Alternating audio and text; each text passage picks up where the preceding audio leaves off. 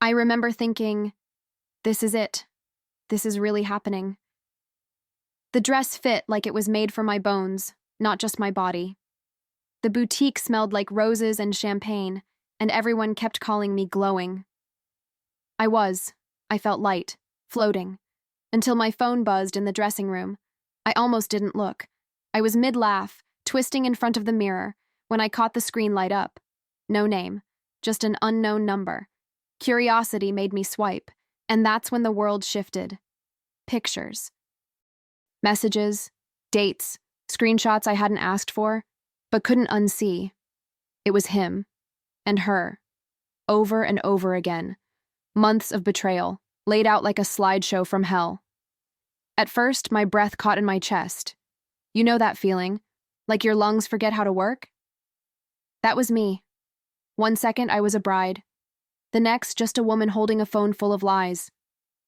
The seamstress asked if I was okay. I nodded. Too calm, too still. My friends saw the change in my face and started panicking, begging me to cancel everything. But I just stared at the phone, lips barely moving, and whispered, "No, we're still getting married." Their voices blurred, everyone talking at once. "Are you sure? We can call it off. You don't have to do this." But I wasn't really hearing them. All I could hear was the echo of my own heartbeat, steady and sharp, like a countdown. I wasn't the woman he thought I was. Not anymore. He expected tears. He expected a scene. He was going to get a performance, just not the one he imagined. I stood tall, adjusted my veil, and smiled at my reflection like nothing had changed. But everything had. That girl who used to dream about this day, she died somewhere between screenshot number 3 and number 4.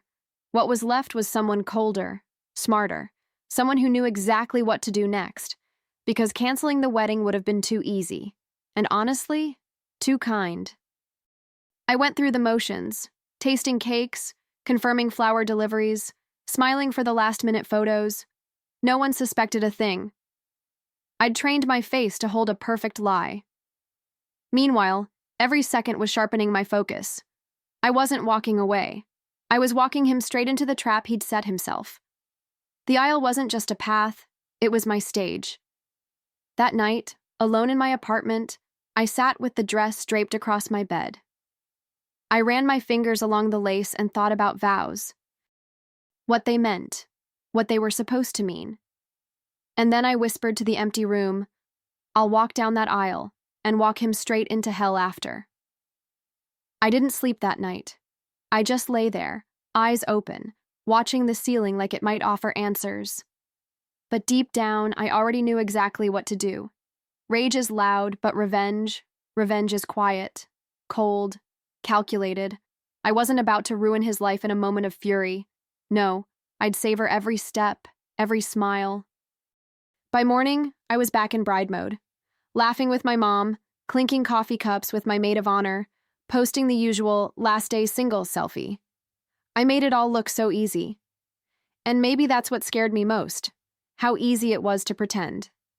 But beneath every laugh was a plan. Beneath every smile, a storm. The wedding wasn't off, it was only just beginning. I thought about the irony, how he had no clue what I now carried in my heart. He believed he'd fooled me, dodged the bullet, won the game. But I wasn't the prize anymore. I was the reckoning. And he was about to become the groom who got everything he wanted, and then lost it all, one piece at a time. At the altar, I'd look into his eyes and lie just like he did. You know what they say, for better or for worse. But no one ever talks about for revenge. And me? I planned to honor my vows, in my own way. The morning of the wedding was picture perfect. Sunlight streaming in, champagne glasses clinking, everyone fussing over me like I was royalty. And in a way, I was. Just not the kind they thought.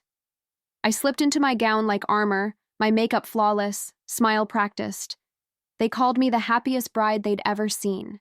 If only they knew. I wasn't walking into a marriage. I was walking into battle. The ceremony was straight out of a fairy tale. Music, flowers, teary guests.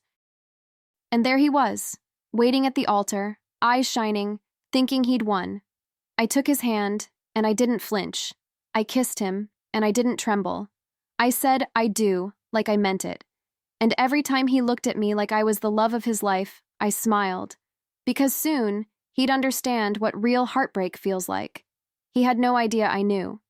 That I'd seen it all, the hotel rooms, the flirtations, the tangled sheets with someone who wasn't me. But I didn't show it. That was the power. While he celebrated, I calculated.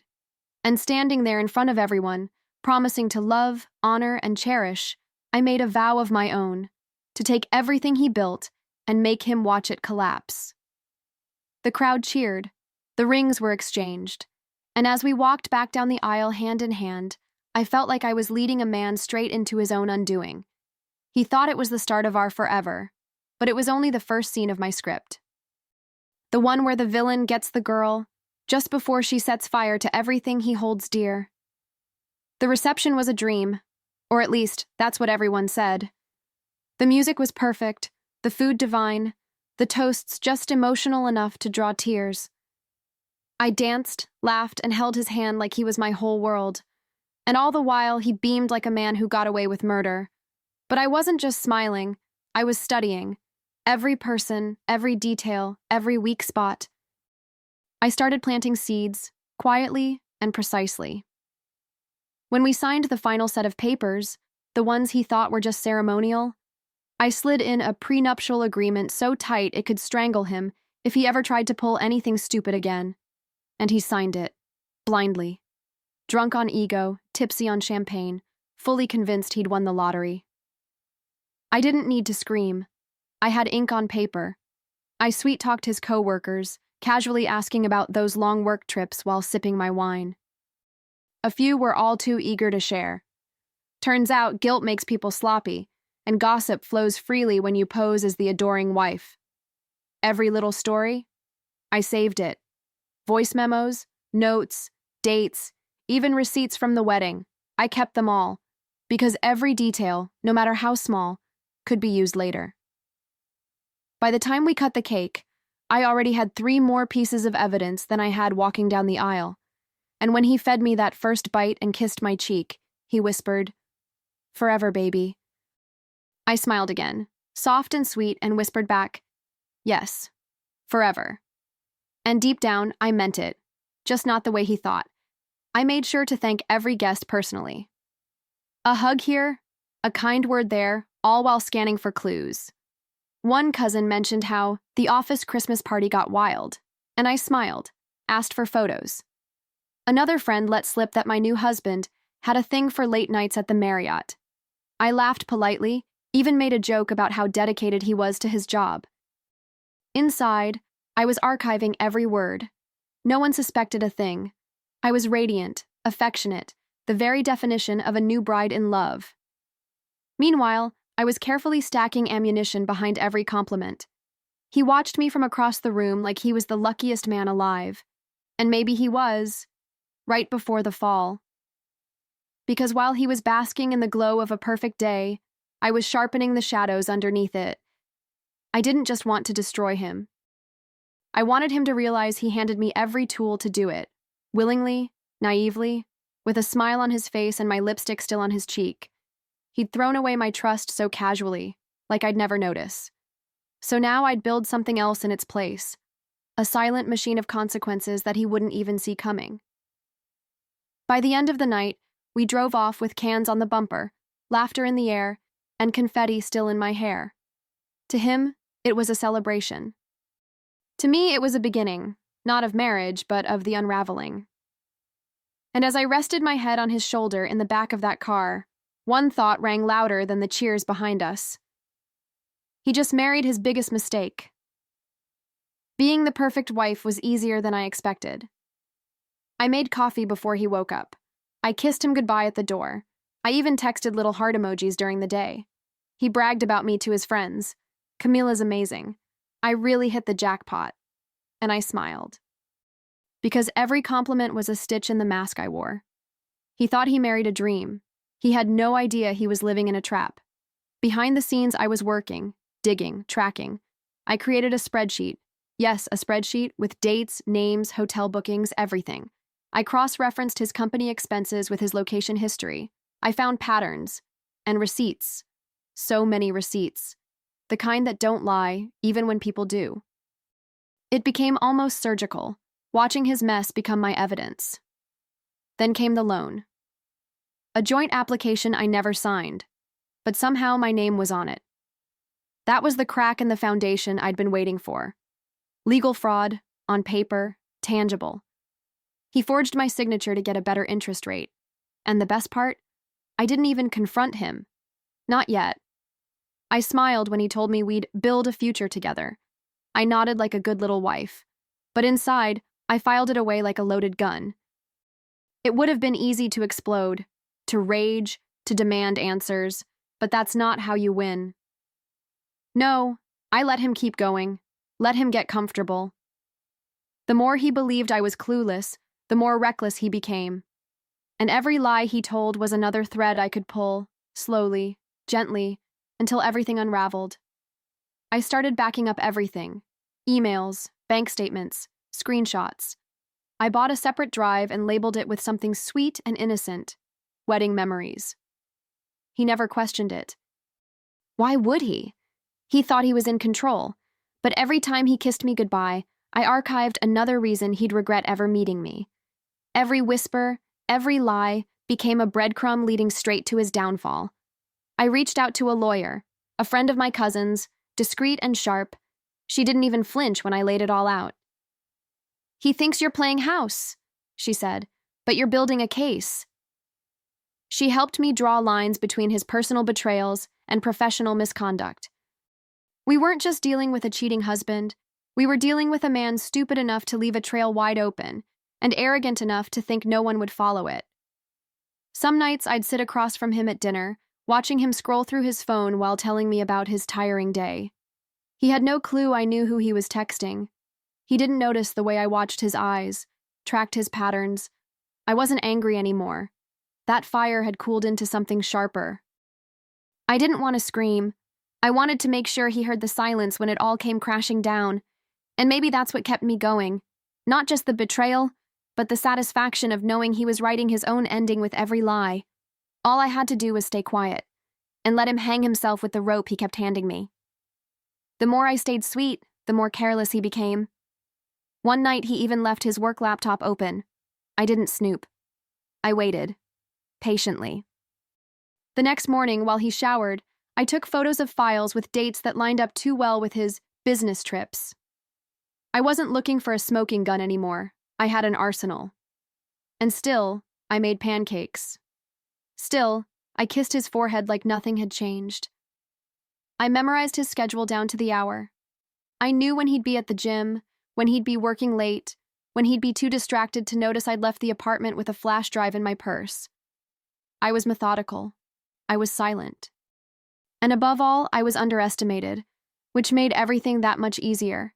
He thought I was obsessed with him. In reality, I was obsessed with the exit. But there were moments, little flickers, where I almost felt something like grief.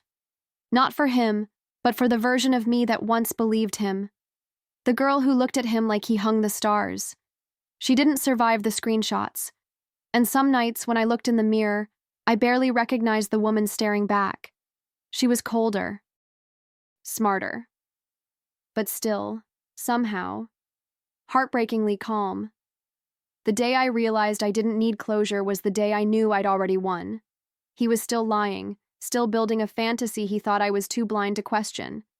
But the game was already over. He just didn't know he'd already lost. Not yet. Our 3-month anniversary felt like the perfect time. Not because I wanted to celebrate, but because he would never see it coming. I cooked his favorite meal. Set the table with candles, music, the whole romantic fantasy. He walked through the door with a smile, kissed my cheek, and said, "You're perfect." And for the first time, I smiled back and meant it, just not for the reasons he thought. Dinner was calm. He talked about work. I asked about his goals. We clinked glasses like a couple who had no secrets. I watched him chew, unaware of what I was about to serve next. When dessert came, it wasn't cake. It was a gift, wrapped in silver paper, tied with a silk ribbon. For you, I said, placing it gently in his hands. Something to remember this by. He unwrapped it slowly, like a child on Christmas morning, and then paused. A scrapbook? He laughed. You're too cute. He opened it. Page 1, a photo of us on our engagement night. Page 2, a screenshot of his first lie. Page 3, a hotel receipt under his company name. His smile faltered. I didn't say a word. I just watched the color drain from his face as he turned each page like flipping through his own autopsy. Every photo, every document, every timeline, all right there in ink and proof. This isn't real, he muttered. This isn't... But it was. And I waited until he looked up, eyes wide with panic, before I finally spoke. Calm, steady. That's the story you wrote. I just illustrated it. He started shaking, first his hands, then his voice. Camilla, please let me explain. I tilted my head, curious. Which part? I asked. The cheating? The loan fraud? Or the part where you used my name to pay for your double life? He opened his mouth, but nothing came out. Just silence. Heavy, pathetic silence. For the first time, I watched him realize I wasn't the fool. He was. I slid a folder across the table. Inside, paperwork, legal documents, bank statements, emails, a letter from my attorney, another from his employer. I froze the accounts yesterday, I told him, voice calm, deliberate. The house is in my name. The car, too. You'll get a call in the morning. Your promotion's been rescinded. Turns out HR doesn't love workplace affairs. That one landed like a brick. He looked sick. I didn't need to raise my voice. The evidence screamed louder than I ever could. You played me, I said softly, but I built the board. He begged, cried, tried to crawl out from under the weight of what he'd done. But I didn't flinch. Every apology felt like sandpaper against glass. Too little. Too late. He didn't love me. He loved what I gave him. Safety, image, control. And now, he had none. He fell to his knees beside the table. I made a mistake. Please, don't throw this away. I looked down at him, feeling absolutely nothing. You threw it away the first time you lied to me, I whispered. Everything since then was just me catching up. He followed me as I walked toward the bedroom, still pleading, still bargaining. We can fix this, he kept saying. You don't mean this. But he didn't understand. I'd meant every word, every moment, since the day I said, I do. I pulled out his packed suitcase, already zipped, already waiting. You're not staying here tonight, I said, handing it to him. You lost that privilege the second you made me your alibi. He stood there like a ghost, holding the life he thought was secure in a suitcase he didn't pack. Camilla, please. I didn't answer. I just walked to the door, opened it, and waited. He lingered, still hoping, still spinning lies. But there was nothing left for him here. The man I once loved had been replaced, not by a stranger, but by a coward, and I had no room for cowards in my future.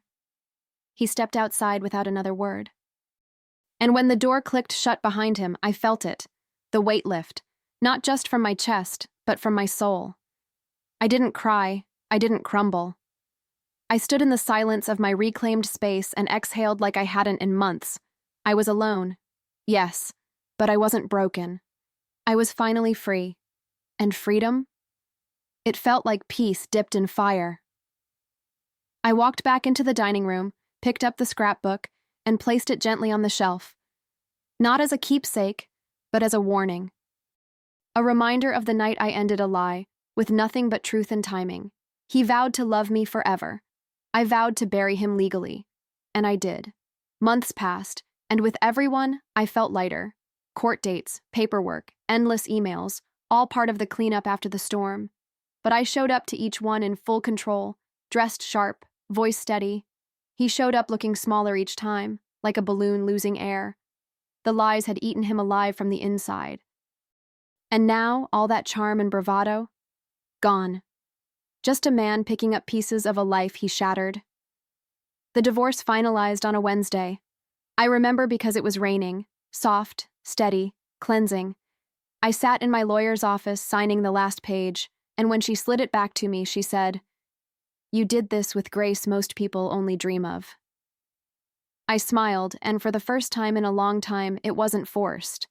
It wasn't a mask. It was mine. Pure, quiet satisfaction. I kept the ring. Not as a memento, but as raw material. I had it melted down, reshaped into a delicate pendant. Something small, something strong. A symbol, not of pain, but of power. People asked me why I didn't sell it. Because I paid for it, I'd say. In more ways than one. Wearing it now feels like closure against my skin. Not a reminder of him, a reminder of me. I wasn't just surviving anymore. I was rising, stronger, smarter, sharper, and not in spite of what he did, but because of it. He gave me the fire, I built the forge, and soon the world would hear exactly how. I'd stayed quiet for months, not out of fear, but out of focus. Every move I made had been calculated. But now I wanted the truth to echo. So I sat down one night, turned on my camera, and told the story. Start to finish. No tears, no drama, just facts, laid out like a roadmap through betrayal. I titled the video, "Why I Married a Cheater," and made him regret it. I hit upload. And went to bed. By morning, it had exploded. Thousands of views, then hundreds of thousands. Women from all over sent messages, some heartbroken, others inspired.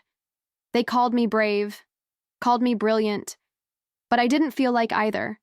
I just felt seen. Like the version of me who once doubted her gut was finally vindicated.